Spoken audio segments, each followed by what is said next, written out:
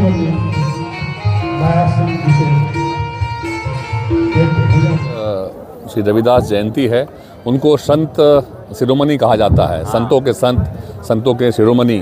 और श्री गुरुदास रविदास जो महासभा है झारखंड की, हर वर्ष की भांति गुरुनानक स्कूल में ये बड़ा कार्यक्रम होता है, जिसमें पूरे रांची ज़िले के विभिन्न, आप देखेंगे सभी अखाड़ों से लोग आते हैं, अलग अलग मोहल्लों से लोग आते हैं, और इसमें समाज के सभी लोग जुटते भी हैं।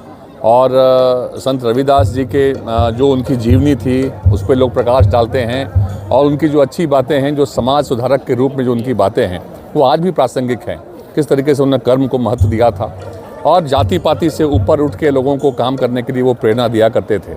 और एक बात जो है, जो समाज के लोग जब जुड़ते हैं तो समाज की जो अपेक्षा है, जो उनकी आकांक्षाएं हैं आज के दिन में सरकार से, समाज से, उनकी वो बातें भी होती हैं। और आज भी जो समाज के लोग हैं, आप देखेंगे जो विभिन्न मोहल्लों में रह रहे हैं, कहीं ना कहीं उनके काफ़ी डिमांड्स ऐसे हैं, खास करके उनके लिए उनको एक छात्रावास बोलिए या उनका एक भवन अपना होना चाहिए समाज का, ये अभी तक नहीं हो पाया है।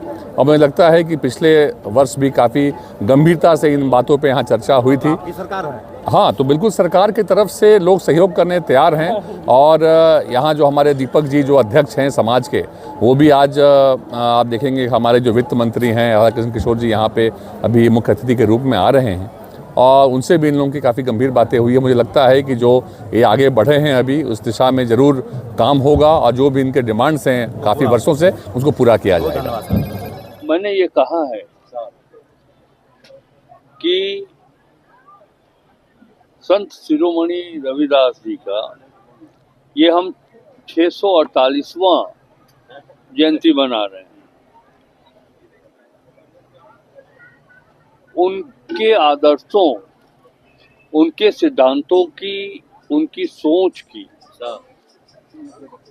हम व्याख्या जरूर करें, याद करें, लेकिन अब यह समय है कि इतने लंबे काल में देश के अनुसूचित जातियों की स्थिति क्या है, इस पर विचार होना बहुत ही जरूरी है। हम इस जयंती के अवसर पर उनके श्री चरणों में हम श्रद्धा सुमन अर्पित कर रहे हैं, ये बिल्कुल गर्व की बात है। लेकिन अब झारखंड में कम से कम लोगों को समझना पड़ेगा, चाहे वो सरकार में बैठे हुए लोग हों या सामाजिक संस्था चलाने वाले लोग हों, कि वास्तविक स्थिति क्या है दलितों की इस राज्य में। मैंने देखा है कि 24 वित्तीय वर्ष में बजट बना, लेकिन राज्य की राजधानी रांची में हमारी बेटियों, हमारी बहनों को रहकर पढ़ने के लिए छात्रावास आज तक उपलब्ध नहीं है। ये चिंता की बात है।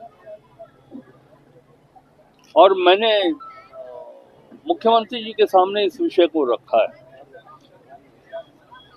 आखिर हम कोई आपसे भीख नहीं मांग रहे हैं, हक है समाज का। ये 50 लाख आबादी है हमारी झारखंड में। लोग तो यहाँ तक कहते हैं, हमारे दलित समाज के लोग, कि इससे तो बेहतर था कि हम बिहार में हुआ करते थे।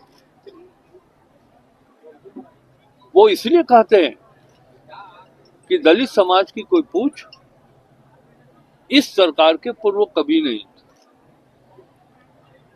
हम लोगों ने देखा है कि अनुसूचित जाति आयोग का गठन है, लेकिन वो आयोग नाम मात्र का है, बंद पड़ा हुआ है, वहां एक चपरासी तक नहीं।